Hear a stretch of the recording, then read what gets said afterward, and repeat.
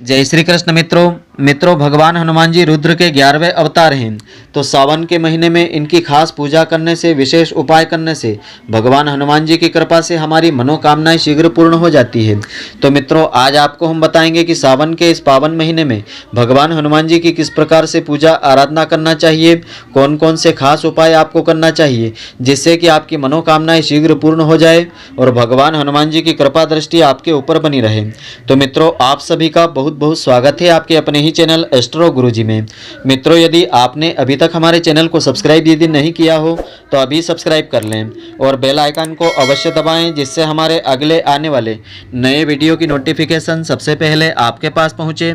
आप नित्य नई नई ज्ञानवर्धक जानकारियां व नित्य का राशिफल हमारे चैनल से प्राप्त करते रहें। तो सावन का महीना जहां भगवान शिव को विशेष प्रिय माना जाता है, मान्यता है कि इस माह जहां भगवान शिव जी की आराधना का विशेष फल मिलता है, वहीं इस दौरान भगवान भोलेनाथ के 11वें रुद्रावतार हनुमान जी की पूजा का भी खास महत्व होता है। माना जाता है कि सावन के महीने में किए गए हनुमान जी के खास उपायों से बड़े काम आसानी से बनने लगते हैं। तो श्री राम के भक्त के रूप में इन्हें जाना जाता है। वहीं श्री राम भगवान शिव के भी आराध्य देवता हैं। तो हनुमान जी भगवान शिव के ही 11वें रुद्रावतार होने के कारण इनकी पूजा भगवान शिव और श्री राम के आशीर्वाद के चलते सावन के महीने में विशेष फल देने वाली हो जाती है। और सावन में किए जाने वाले भगवान हनुमान जी के खास उपाय भक्तों को हर स्थिति में विजयी बनाने का काम करते हैं, भक्त की हर मनोकामना पूर्ण कर देते हैं। तो आइए अब हम जानते हैं कि सावन मास में भगवान हनुमान जी के निमित्त आप कौन कौन से खास उपाय कर सकते हैं। तो सबसे पहला उपाय तो है विरोधियों को शांत करने का है। तो कोई कितनी भी कोशिश कर ले, उसका कोई न कोई विरोधी अवश्य रहता है। ऐसे में जब कोई आपकी पीठ के पीछे आपकी बुराई करता है या सफलता के मार्ग में रोड़े अटकाता है तो तनाव होना स्वाभाविक बात हो जाती है।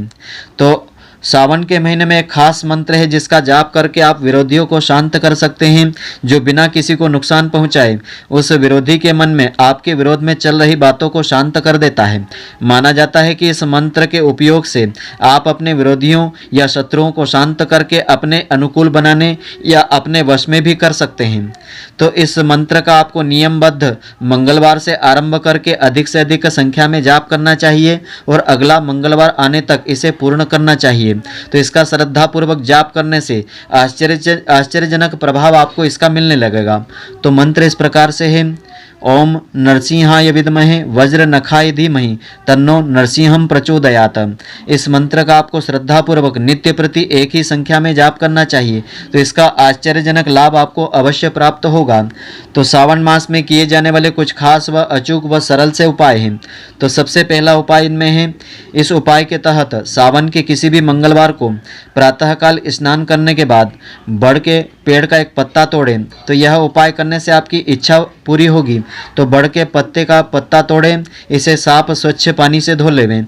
अब इस पत्ते को कुछ देर हनुमान जी की प्रतिमा के सामने रखें। इसके बाद इस पर केसर से भगवान श्री राम का नाम लिखें। तो इसे फिर अपने पर्स में रख लेवें। तो माना जाता है कि ऐसा करने से साल भर आपके पास पैसे की कमी नहीं आएगी।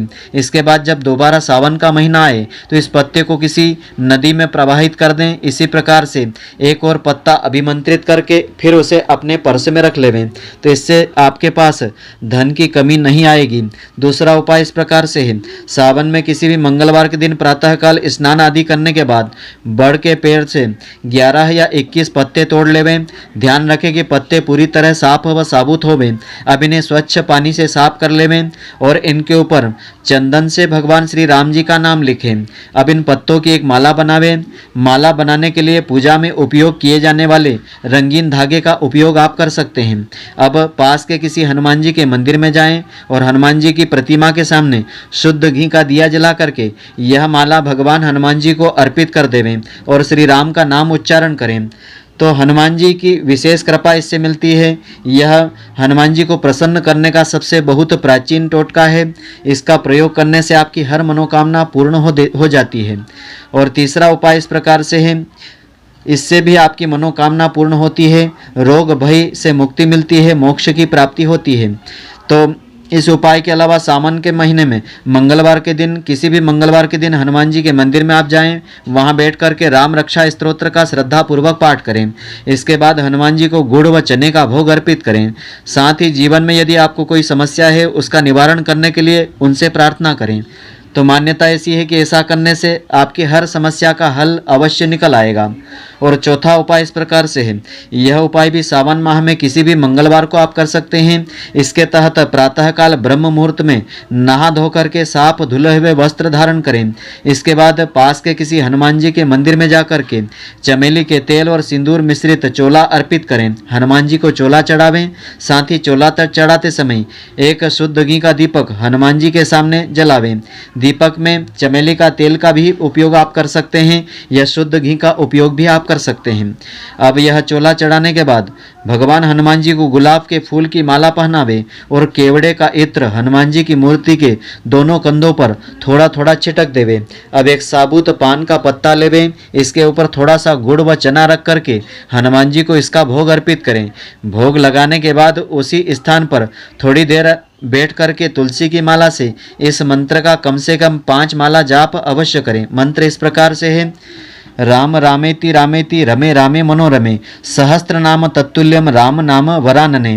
तो इसका जाप आपको श्रद्धा पूर्वक करना चाहिए। इससे आपकी जो भी मनोकामना होगी पूर्ण होगी। इस जप के बाद अब हनुमान जी को चढ़ाए गए गुलाब के फूल की माला से एक पुष्प तोड़ करके उसे लाल कपड़े में लपेट करके अपने धन स्थान यानी तिजोरी में रख देवे। माना जाता है कि ऐसा करने से धन का आगमन आपका बढ़ जाएगा।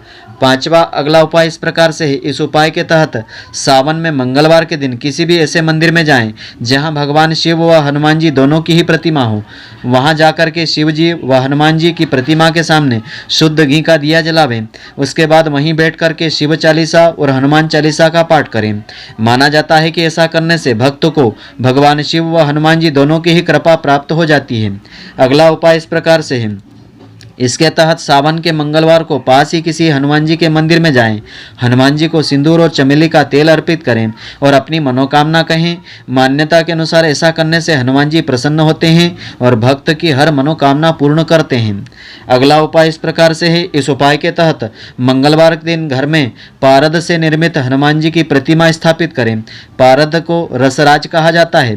तंत्र शास्त्र के अनुसार पारद से बनी हनुमान जी की प्रतिमा की पूजा करने से बिगड़े हुए काम बनने लगते हैं।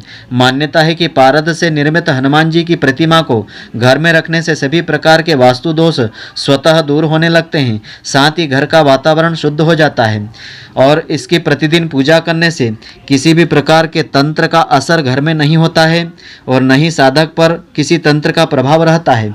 कहा जाता है कि यदि किसी को पितृदोष हो तो उसे प्रतिदिन पारद हनुमान जी की प्रतिमा की पूजा करना चाहिए। इससे पितृदोष समाप्त हो जाता है। और किसी भी प्रकार के कष्ट से निजात पाने के लिए आप उपाय कर सकते हैं। आप पर कोई संकट है तो सावन में किसी भी मंगलवार के दिन इस मंत्र का जाप विधि विधान से आपको करना चाहिए। इसकी विधि इस प्रकार से है। प्रातःकाल जल्दी उठ करके सर्वप्रथम स्नान आदि नित्य कर्म से निवृत्त होकर के साफ वस्त्र धारण करें। इसके बाद अपने माता पिता गुरु व कुल देवता को नमन करके कुशा के आसन पर बैठ जावें और पारद हनुमान जी की प्रतिमा के सामने इस मंत्र का जाप करें तो विशेष फल प्राप्त होता है। जप के लिए लाल हकीक की माला का प्रयोग आपको करना चाहिए। मंत्र इस प्रकार से है। ओम नमो हनुमते रुद्रावताराय सर्वशत्रु संहारणाय सर्वरोगहराय सर्ववशीकरणाय रामदूताय स्वाहा। इसका जाप आपको श्रद्धापूर्वक अधिक से अधिक संख्या में करना चाहिए। अधिक से अधिक संख्या में आप 5 माला जाप करें या 11 माला जाप करें तो इसका फल आपको अवश्य प्राप्त होगा। भगवान हनुमान जी की कृपा आपको अवश्य मिलेगी। आपकी जो मनोकामना होगी हनुमान जी की कृपा से वह पूर्ण अवश्य होगी। तो मित्रों, आशा करता हूँ कि आपको हमारी यह ज्ञानवर्धक जानकारी पसंद आई होगी। यदि आपको पसंद आई हो तो आप हमारे वीडियो को लाइक व शेयर अवश्य करें। धन्यवाद। जय श्री कृष्ण मित्रों, फिर मिलेंगे।